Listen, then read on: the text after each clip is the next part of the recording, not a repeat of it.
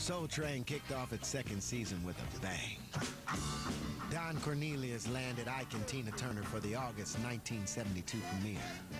His days of struggling to book A-list talent were finally over.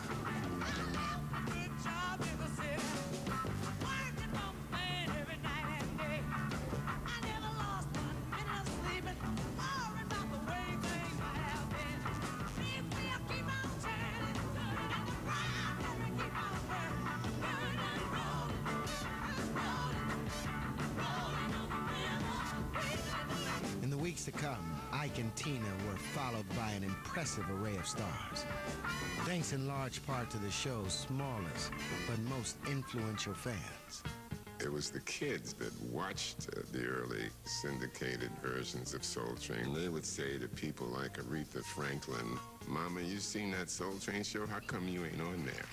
I'm speechless. I can't tell you what a pleasure it is to have you here. I feel like I'm on top of the mountain. Don't be. It's my pleasure. Thank you.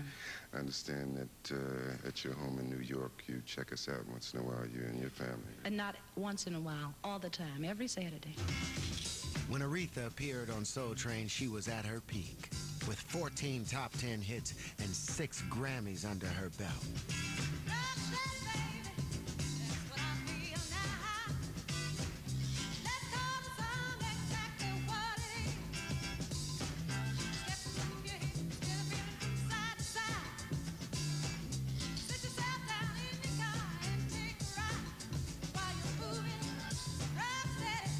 When you got to Soul Train, you had it going on. You knew that everyone was going to check your appearance because everybody watched Soul Train. So I couldn't wait to get to Soul Train.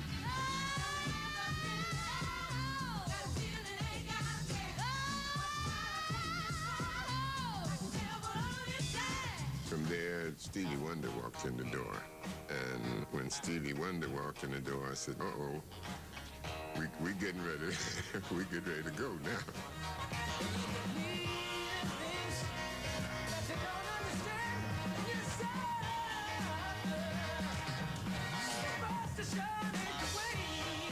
At the same time, the Soul Train dancers were becoming stars in their own right, as well as rivals. When you're on the outside looking in on a situation, everything seems like, you know, everybody loves each other and they're all friends, and there was some of that, but there was a lot that it wasn't that at all.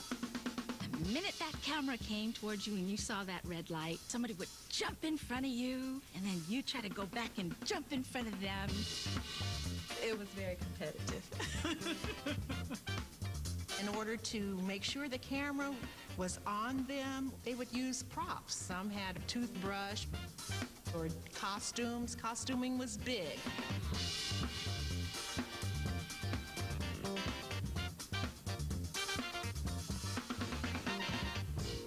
But dancing on TV wasn't always as glamorous and fun as it looked.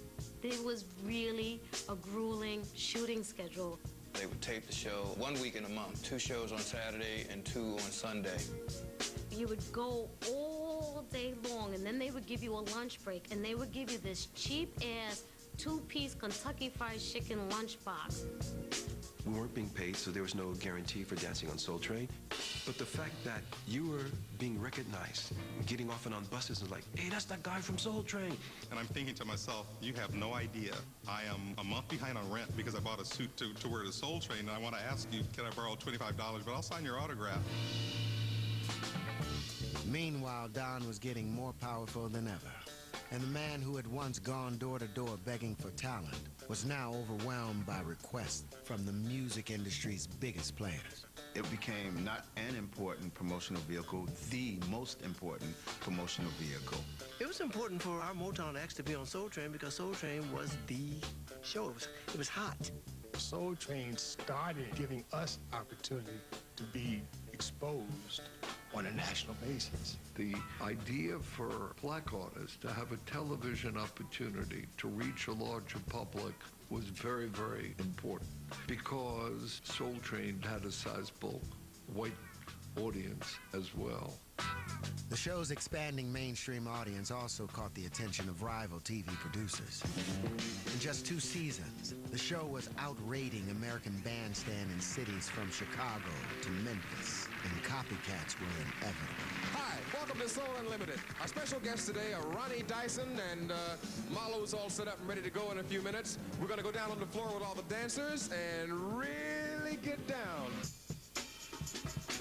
In 1973, American Bandstand creator Dick Clark launched Soul Unlimited, a carbon copy that went right for Don's jugular. With the help of Jesse Jackson, Don went on the offensive, publicly accusing Clark of trying to undermine Hollywood's only black-owned TV program. The network heard the message loud and clear. Afraid of alienating the power brokers of black music, Dick Clark agreed to take Soul Unlimited off the air.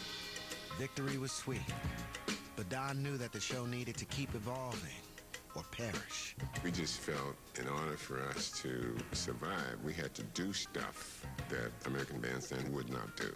Don raised the stakes by taking a huge risk. He made live music a centerpiece of the show. When Soul Train first started, you would go on, you would lip sync to your record, but then it kind of opened up to the fact where you could go on and sing live. Dance to the music, dance to the music. Playing live was a rare chance for the show's performers to really connect with viewers. Something really exceptional was Sly on Soul Train. Oh, amazing.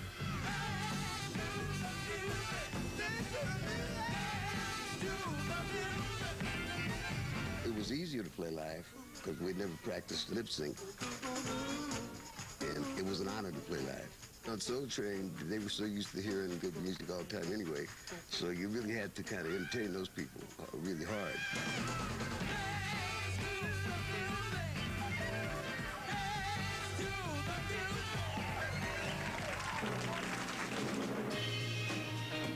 Keeping the show on the cutting edge was costly. We did Barry White with a 40-piece orchestra. That's what Barry White wanted, and Barry White was so hot at the time, it was like, we're not going to lose this booking.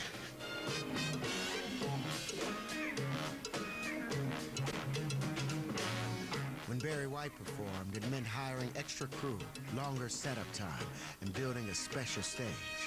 As far as the economics were concerned, as an owner, I kind of hated it.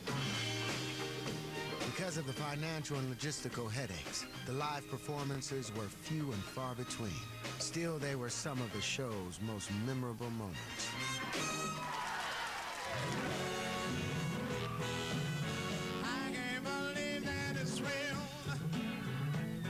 Like the time Al Green, Broken Arm and all, came on and blew everyone away.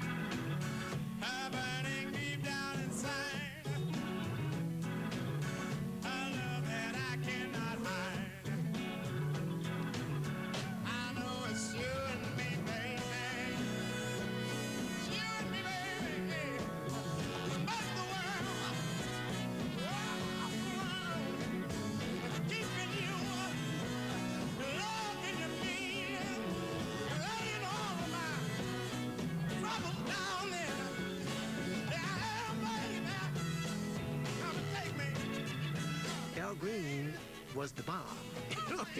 Al Green would just come on Soul Train and rock it off of TV. Al Green made a very big moment out of silence. He would hush the band. That silence was just as loud as him screaming. But everybody aboard the Soul Train, I want you to get on board this evening. These were the most exciting experiences I had. Not just my experience with the show, but in my entire life.